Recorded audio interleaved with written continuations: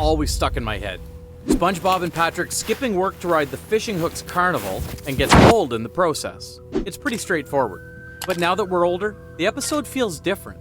Mr. Krabs shows up like a doomsday prophet. SpongeBob and Patrick just can't stop riding the hooks. And SpongeBob's punishment is harsh. Almost as if the episode's wanting to tell us something bigger.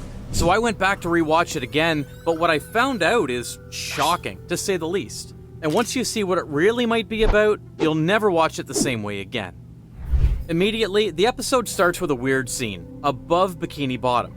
3 realistic fishing boats casting lines into the sea, with the French narrator saying, "Fishermen have quite an effect on our undersea friends." Then it cuts to the Krusty Krab, where things are perfectly normal, until Mr. Krabs slams through the doors in distress. They're back, I tell you! He's not subtle in saying it either. He yells about the hooks to everyone's face with a cracking voice, but nobody listens. They all look at him like he's just being dramatic, like old Krabs is finally losing it. Even Squidward ducks into a trash can to avoid the conversation. And this is the first thing that bothers me. The people might have seen this happen more than once before, like it's just a regular thing, so they've chosen to ignore it. SpongeBob, of course, is the only one who seems to take Mr. Krabs seriously. He asks what all the warning is about. Krabs gives him a very intense warning. That the hook is back, don't go near the hooks, don't even look at them too long. He says they dangle down and draw you close with their pleasing shapes and their beguiling colors, which is oddly specific. They even made a live demonstration, giving Scooter the most painful looking wedgie just to make a point. Then higher and higher! And here's where the tone shifts a little. Krabs says something worse happens if you get hooked, that they'll cook you, eat you, or worse, put you in a gift shop. I remember that line quite vividly, to be honest. Because if you were like me, I watched this episode early in the 2000s, around the same time Finding Nemo came to theaters. Also, spoiler alert, the setup was quite the same. The old guy Merlin comes babbling to Nemo about don't go somewhere near those surface creatures. So yeah, I kinda get the horror behind the got kidnapped by strangers thing. But back to Bikini Bottom again, we cut to SpongeBob working the grill, carrying this warning in the back of his mind. Then Patrick shows up in the window, says the carnival's in town and they should go together. But SpongeBob can't go, he's working. So Patrick convinces him, says it's not leaving, it's just taking a break. And that one line sets the disturbing theme for the episode. They arrive at the carnival, but it's clearly not a regular one. It's a field full of dangling hooks, swaying in the water like they're waiting for something. And again, no one else is around. Except Patrick says there was a kid there earlier, and now he's gone. Just a pair of empty shoes on the ground. This is looking a bit dire for a kid's show. SpongeBob then realized this is the hook thing Mr. Krabs warned him about. But Patrick doesn't give a damn. He puts his ass on the hooks, plays with the cheese bait, and puts some more in his mouth. Does this look dangerous? This entire scene is fascinating because the danger is visual and clear. SpongeBob's scared, the hooks are literally grabbing things and pulling them up, but the mood keeps bouncing back to comedy. Even when Patrick gets yeeted upward by a hook, SpongeBob thinks he's gone for good. He runs around shouting for help in a full-on panic. But then, Patrick floats back down, laughing like it was just an attraction ride. Patrick says it's fine as long as you jump at the last second. That moment broke SpongeBob's resolve, because whatever fear Mr. Krabs gave him, Patrick just proved it otherwise. Or at least that's how it looks. So, SpongeBob gives in. He jumps on the hook and gives it a ride. And it's fun, it's exhilarating. Even the fishermen on the surface fight to reel them in, but the boys jump off just in time, giggling all the way down. Womp womp, Mr. Fisherman. But you know who's not having a fun time? Squidward. Back at the Krusty Krab, everything's falling apart without SpongeBob. The grill's a disaster, customers are rioting, and Squidward's getting mobbed. Mr. Krabs realizes SpongeBob is gone. He's also mad at the fact that SpongeBob took a break.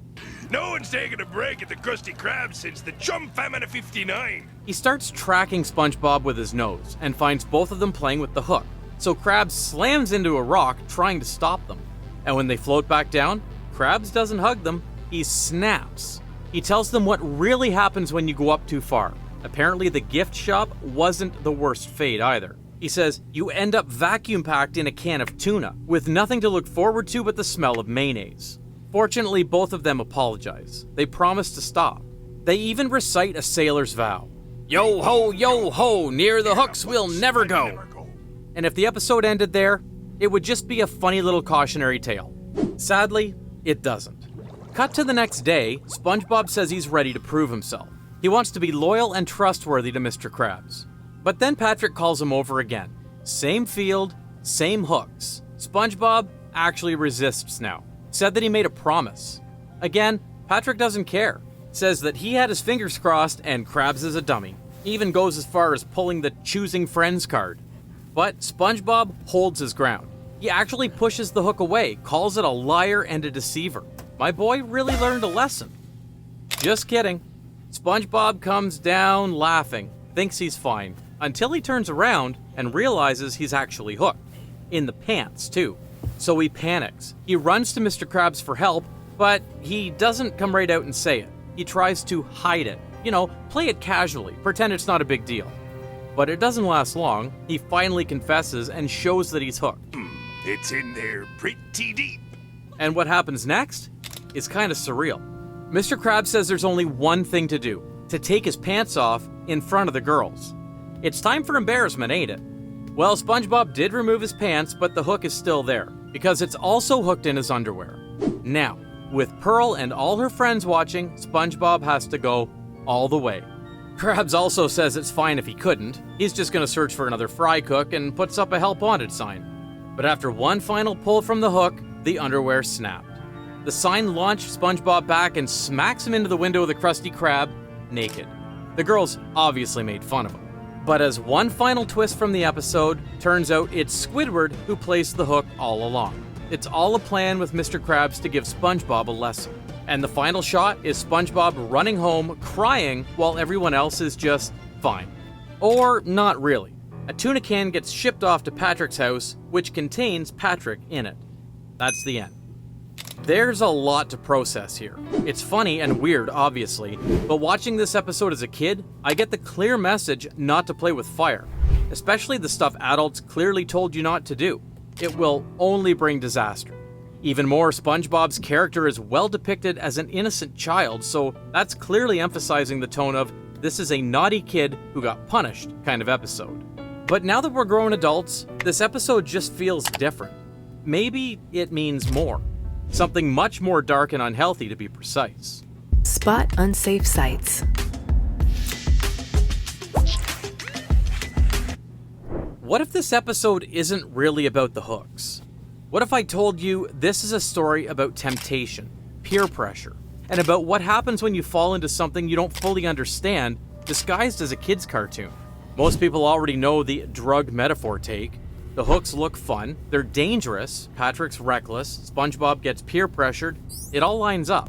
But if that's all we say, it's not really a solved video. So here's another theory I want you to know. Hooky is a snapshot of what SpongeBob used to be back in season 1 when the writers were still brave enough to lean into darker, unsettling ideas before Nickelodeon started to smooth off the edges. And when you rewatch the episode with that in mind, there's certain details that stand out that most people miss. For example, the empty pair of shoes at the carnival. Patrick says there was a kid there earlier, and now they're gone. It's just one quick shot, but the camera lingers on the shoes just long enough for it to register. That's horror movie language. That's the writer quietly saying, this is what happens when you're stupid enough not to learn from somebody else's mistake. Or look at Mr. Krabs' warnings. He doesn't